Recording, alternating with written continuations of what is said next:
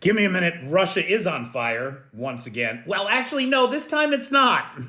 Funny enough, right? So this is the longest range drone strike of the war, over 2,000 kilometers. Way the hell out there in Siberia.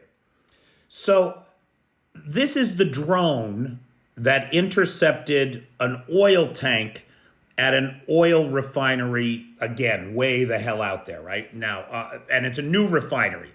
So this brings to 21 of 22 principal refineries in Russia that have now been struck, and 50 hits against oil refinery infrastructure.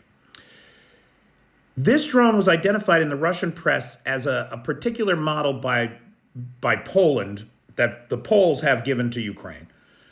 The only problem is this drone has a range of 80 kilometers. What is it doing flying 2,000 kilometers away? That's a mystery that we don't have an answer to. Was it launched from inside Russia? Is it not that type of drone? Is it some new long-range drone that just looks like the Polish model? At this juncture, we do not know. Such a Memos over on YouTube speculated, could it have been piggybacked there on a larger kind of mother drone? Now, we don't know the answer to that. We don't know if that's even technically feasible, but it was a very interesting thought, I thought, when I heard it, the idea that maybe the Ukrainians are sending some of those big, like, Foxbat drones with a smaller drone like this on top of it.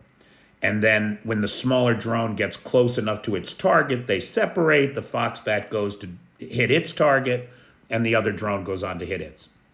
I don't know. It's not impossible, I wouldn't think. Now, the other curious thing about this long range, this is a truly long range strike, right? The other thing is, look at what they hit.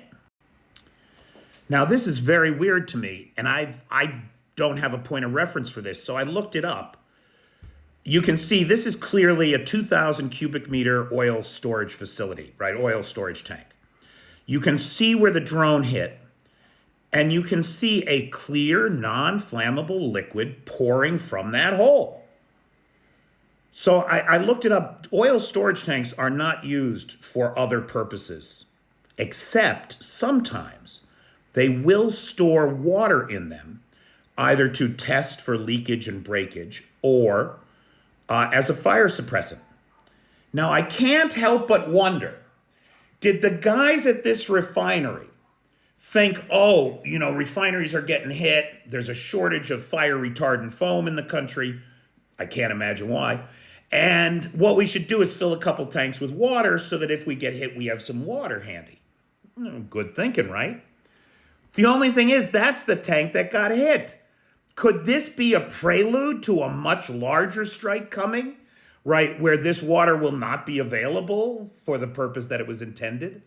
Or was this just a tank that was being tested and the Ukrainians didn't have any idea it was full of water rather than it being full of oil? Questions for another day.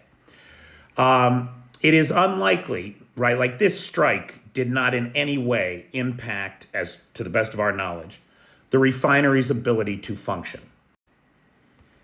And here, this geolocation was actually done by Paul Healy on X or Twitter.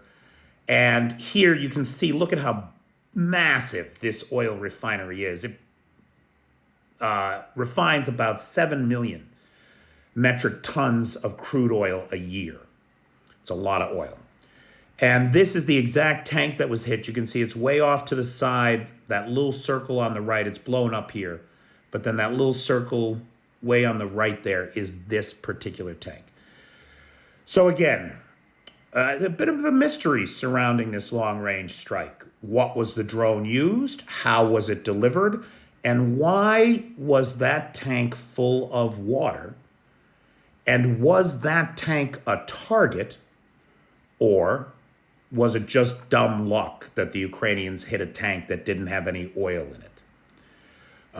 And we don't have a good answer to any of that. But we're going to watch and see what happens next. I want to send a big thank you out to June. That's Joon. June joined the Patreon at the Sea Babies level or higher. And so every month I'm going to thank June for his ongoing and continuous support, without which I would not be able to do this, and for which I am very grateful. Thanks, guys.